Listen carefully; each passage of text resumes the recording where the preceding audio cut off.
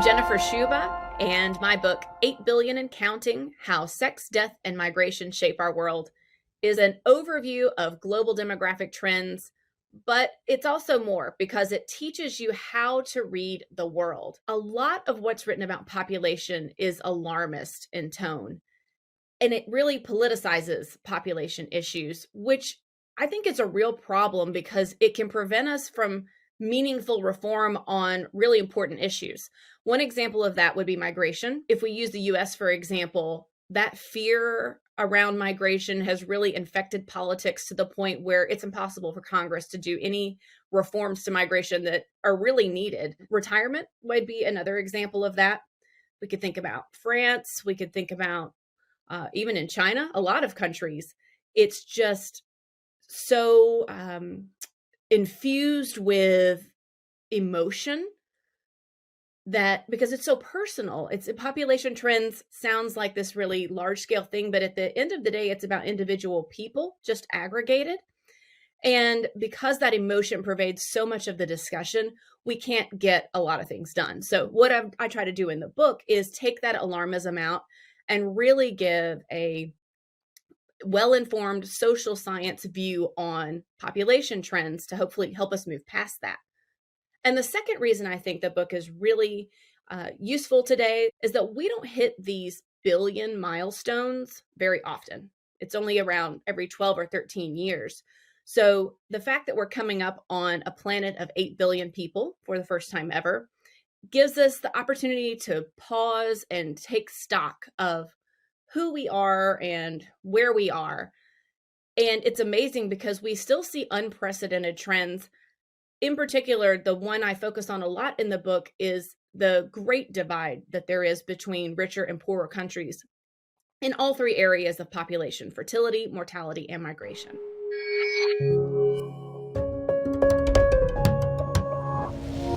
There's a misreading of demographic trends among policymakers, the media, the average person. Most definitely, a lot of that misreading comes from desirability bias. It's that desirability bias that people have when evaluating demographic trends, and it can really be dangerous. Russia as an example of desirability bias. And there have been a lot of policymakers over the last several decades who have seen what they want to see in terms of Russia's population and how they thought it would affect Russia's ability to project military power outside its borders. In particular, a lot of people know Russia had very high mortality for men, and they have very low fertility. Combinations of population trends mean that at certain points, Russia's population was shrinking by about 500,000 people a year. So reading that in a demography is destiny mindset means that you would think that Russia would not be able to project power outside its borders, that there was this 1-to-1 ratio between population trends and national security. But as I describe in the book, that's not the case at all. And there are a host of other contextual factors that we have to bring into the discussion of demographics.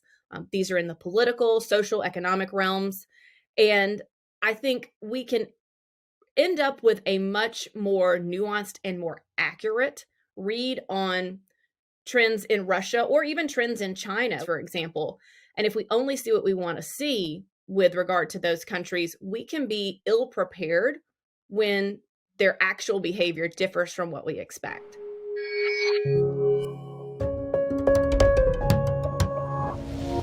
A lot of people will be surprised to learn how rare migration is these days. The pop quiz that I give all the time when I'm speaking to different audiences is, well, what proportion of the world's population do you think lives outside the country in which they were born? And answers always overestimate it. Even among expert audiences, they'll say 50% or 20%. But the right answer is just 2 to 4% for the last 50 or 60 years. So migrating is rare. Most people stay where they're born. And I think recognizing that is really important for several reasons. One of those reasons is that the message out there that waves of migrants are coming in the future can actually lead to inaction in the present because, oh, well, if this is a certainty and there'll be lots of migrants coming, we don't have to do a lot. Here's an example of that. Business leaders who might be hoping to rely on immigrants to fill their workforce in countries with population aging, there are a lot of countries whose populations are aging and their workforces are shrinking. Those business leaders might be really surprised and disappointed to see that those waves of migrants aren't coming. So that means that they need to take some action now in order to shape the workforce that they want in the future. That's an overestimation of migration, which I think can be really dangerous. There's also a way that it is, perhaps you could say it's underestimated, and that's with the pressure for refugees. What I mean by that is that waves of refugees are likely to be an issue in the future, but the way that the media or policymakers portray the coming waves of refugees showing up at the shores of or on the borders of the West from areas really far off experiencing conflict is inaccurate, because the demographic pressure to migrate is there, but politics is the ultimate gatekeeper. And I think what is missing from all of these accounts that overestimate migration is the political element. And I'm trained as a political scientist, so what I try to do in the book is really bring that front and center. So we are overestimating the impact of the waves of migration, the waves of refugees, in the sense that they'll show up, but we forget how much control states actually have over their borders. And we can see that all the time. Fewer than 1% of migrants, people who've been displaced, refugees in particular, have been actually resettled in a third country over the last several decades on an annual basis. So very few people are actually officially resettled as migrants. So the West is not going to be overrun with refugees because politics provides the gatekeeper there. Where the underestimation comes in is we don't have systems in place at the global level or the national level to deal with the tremendous pressure of migrants, which we see in displacement from Ukraine and Venezuela and many other areas of the world today. So the pressure will be there, but politics will be the gatekeeper.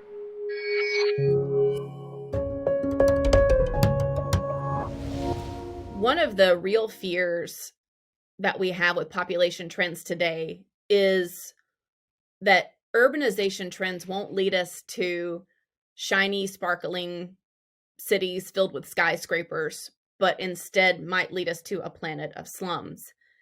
And research-wise, we still have a lot to learn about urbanization's effects on politics and on the economy. In part, that's because our past waves of urbanization seem to be different than the urbanization waves that we're facing now. So we know that there are all kinds of forces. Climate change would be an example of this, that push people out of rural areas in countries that are not yet highly urbanized. These forces push people out of rural areas and into urban ones. But in the past, urbanization often took place because people were pulled into urban areas because of jobs. And that's two very different things, because when hundreds of thousands or even millions of young men in particular are pushed out of rural areas and into urban areas and they don't find jobs, then we kind of rely on our other political science research to understand what that means in terms of politics. And a lot of times what that means is instability. So there's a low opportunity cost, for example, of joining a rebel group. There's just not much to give up if you are not being employed. And so I would love to see a lot more research and a lot more thinking, even in the private sector, about what economic structures are like in countries that are yet to urbanize or at the beginning of urbanization, because you don't see the same level of manufacturing and the same level of formal employment that we have seen in past waves of urbanization. So I think that actually means that there's a lot of opportunity for creativity and innovation in the private sector to really harness that large, potentially large urban population as an asset for economic development. We don't see that yet, but I hope that reading the book would give those sectors some ideas about ways to make the most of their population as a resource.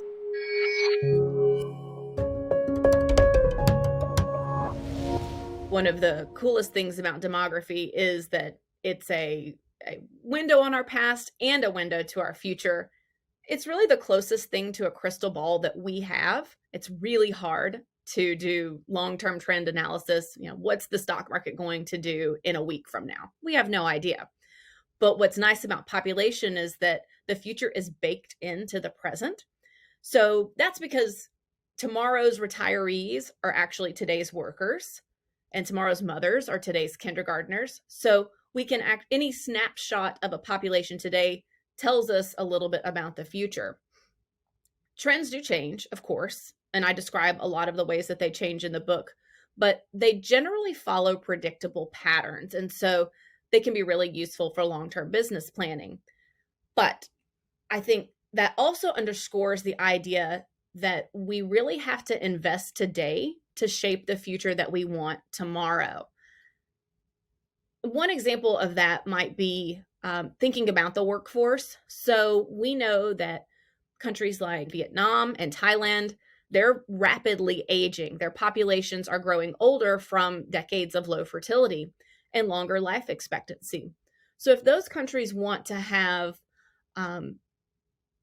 adequate workforces in the future to keep fueling their economic growth, one of the things that they need to invest in today is the health of the population, because the longer people are able to be healthy and stay in the workforce, the more useful they are in terms of an economic resource. And that's a very utilitarian point of view, but we could even change it to an individual point of view. We all want to live as long and healthy as possible. So it's about the idea of investing in health infrastructure today so that the gap between how long someone lives and how long someone is healthy and living narrows. We can live longer, healthier lives that way.